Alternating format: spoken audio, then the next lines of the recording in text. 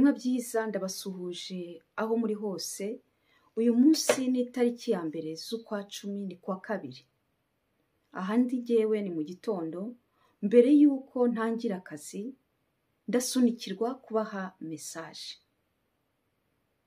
Biremwe byiza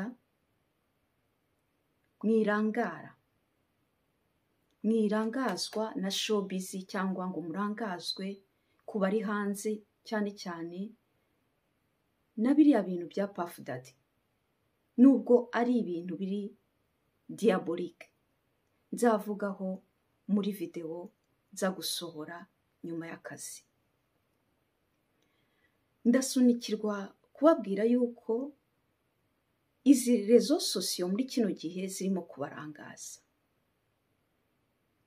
Uyu munsi ni kwa kabiri, ejo kwa gatatu hari ikintu kizashyirwa mu bikorwa, hari ikintu kizategurwa kizatugiraho twese ingaruka mu minsi iri imbere. Ibihe turimo ntabwo ari ibihe byo kurangara, nubwo ahubwo ibiturangaza byamaze kuba byinshi cyane. Ibi bihe turimo ni ibihe ubundi byo kwitegura. Niyo mpamvu ufashe kano kanya ngo nkubwire wowe aho uri hose, utangire iwawe aho uri, uhakure cya kintu kitari ngombwa utagikoresha, cyaba gishaje se, cyaba ari ikintu udakoresha ubona nta nyungu kizakuzanira, utangire ukivane aho uri. Aho uri aho ngaho habe ahantu heza hasukuye hakuzanira ibyishimo n'ituze. Subiremo, aho uri aho ngaho utangire uhasukure, habe ahantu winjira hakuzanira ibyishimo n'ituze umunsi ku wundi, nk'uko iminsi iri kugenda yiyongera. Hasigaremo bya bintu ukeneye bikuzanira ibyishimo n'ituze. Hasigaremo bya bintu ubona ushobora guha bagenzi bawe mu minsi iri imbere, cyangwa ushobora kuzaha ba baturanyi bawe ariko bizakuzanira amafaranga. Ibindi byose bitari ngombwa bive muri iyo nzu. Aho hantu habe ahantu heza ho kubasha kuba. Ku rundi ruhande, ugende ushake cya kintu cyangwa bya bintu wari ukeneye muri cya gihe cy'ubuzima wari urimo utabashaga kujya kukishakira, cyangwa utabashaga kujya kubyishakira, ubizane aho ngaho gahoro gahoro mu nzu iwawe, gahoro gahoro uko iminsi iri kugenda yiyongera, uko turi kugenda tujya mu yindi minsi. Iyi message ntanze tuzayibukiranya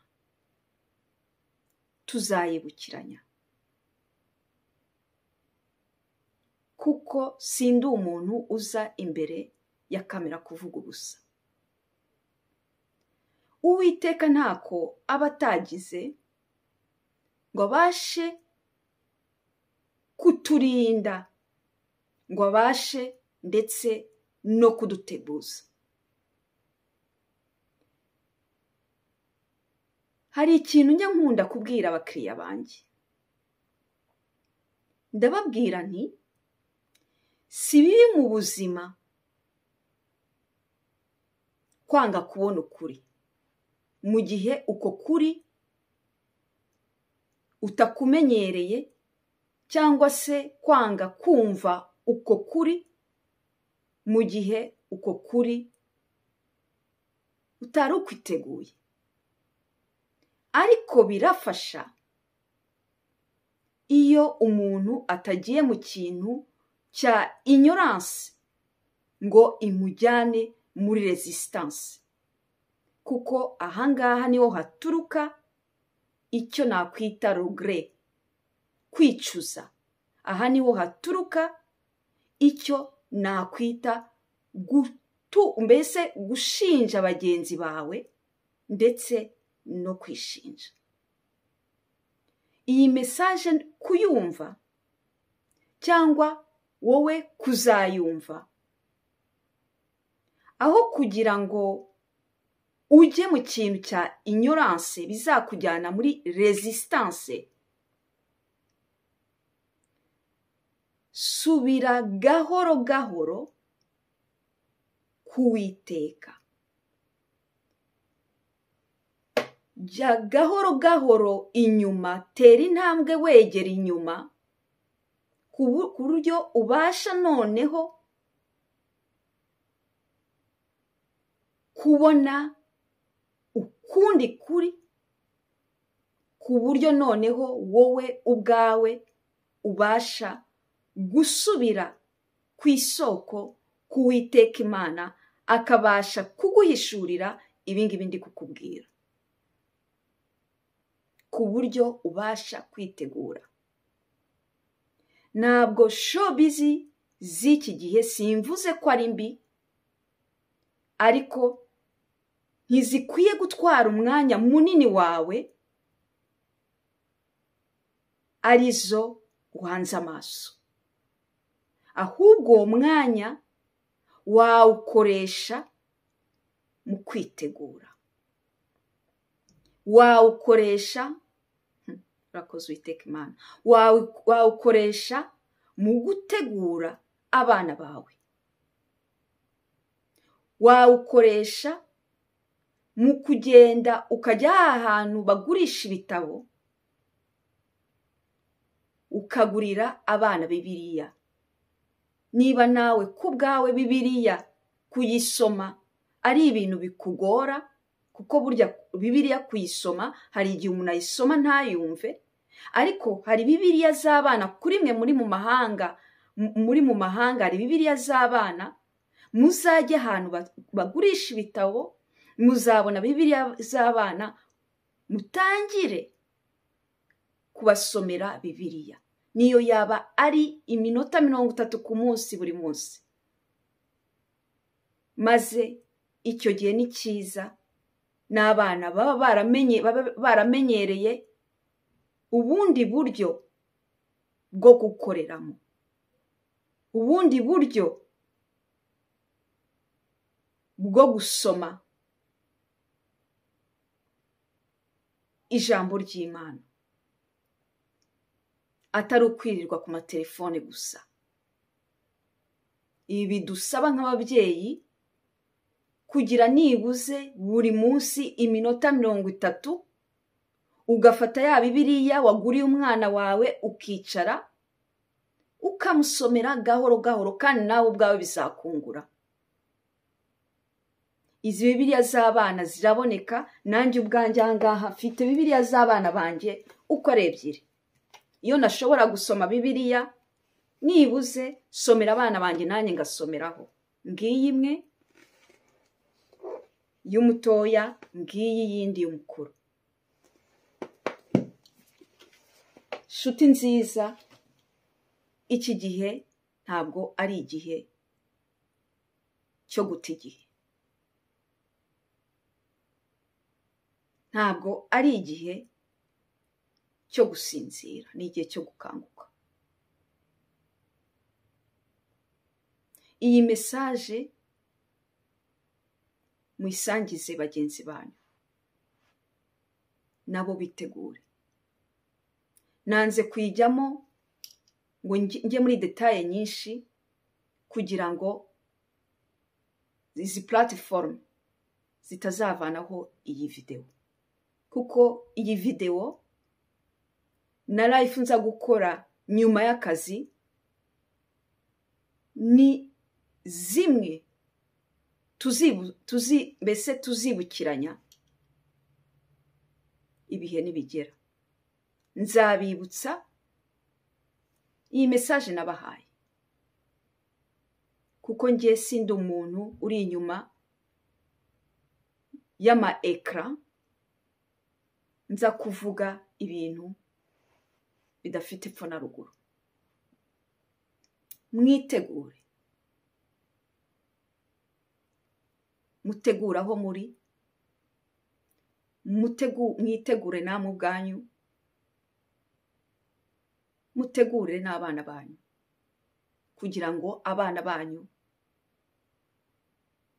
batazagwa mu kintu cya shock.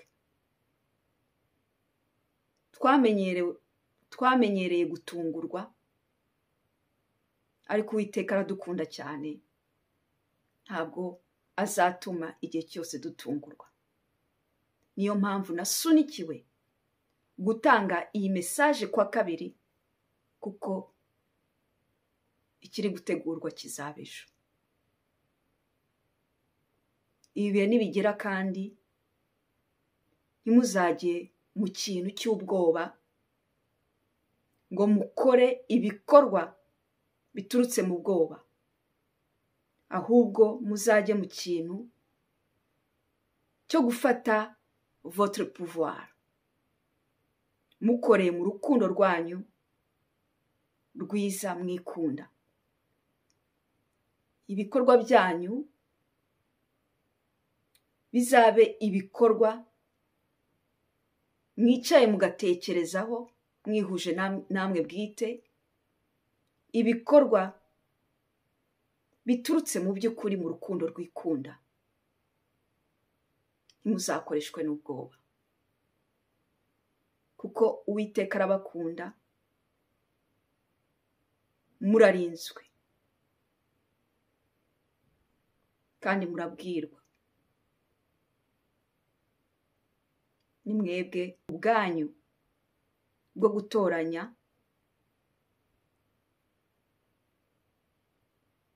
icyo mushaka mu buzima bwanyu buzaza, nuko ubwo buzima muzabwitwaramo. Njye message yanjye ndayirangije, ngubu ngiye gutangira akazi. Nyuma y'iyi ngiyi ninza kurangiza akazi, hari indi isa gukurikira, nayo izatubera urwibutso, nayo twigiraho byinshi, ariko tubivanye kuri iriya scenario ya Puff Daddy. Murasobanukirwa byinshi. Turi kumwe, mugira umunsi mwiza. Ndabakunda mwese, muri ab'agaciro. Uwiteka arabakunda.